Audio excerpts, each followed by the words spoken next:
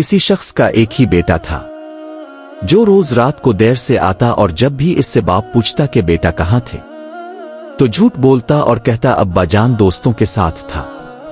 एक दिन बेटा जब बहुत ज्यादा देर से आया तो बाप ने कहा कि बेटा आज हम आपके दोस्तों से मिलना चाहते हैं।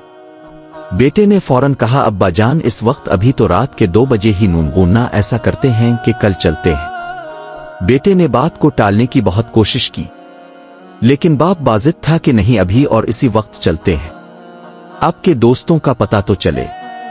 बिलाखिर दोनों बाप बेटा रात के 2 बजे इसके दोस्त के घर पहुंचे। दरवाजा खटखटाया तो काफी देर तक कोई जवाब ना आया। बिलाखिर आवाज आई कि कौन है दरवाजे पर। पूछने वाला इसके दोस्त का बाप था। आने की वजह दरियाफ्त की तो लड़के ने कहा अपने दोस्त से मिलने आया हूं। इसके वालिद ने कहा इस वक्त, मगर वो तो इस वक्त सो रहा है। बुजुर्ग ने जवाब दिया चचा जान आप इसको जगाई, मुझे इससे जरूरी काम है।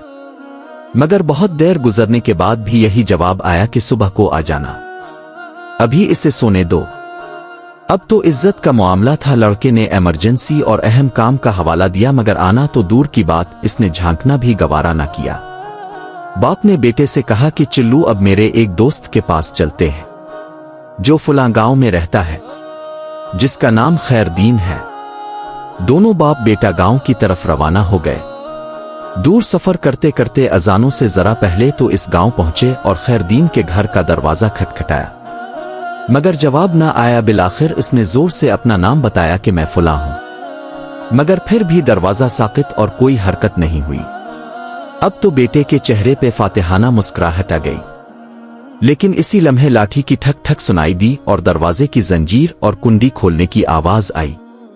एक बूढ़ा शख्स बरामद हुआ जिसने लिपट कर अपने दोस्त को गिले लगाया और बोला मेरे दोस्त बहुत माजरत, मुझे देर इसलिए हुई कि जब तुमने साल के बाद मेरा दरवाजा रात गए खटखटाया तो मुझे लगा कि शायद तुम किसी मुसीबत में हो, इसलिए अपने पास जो पैसे जमा किए थे इसको निकाल के लाया कि शायद तुमको पैसों की जरूरत हो।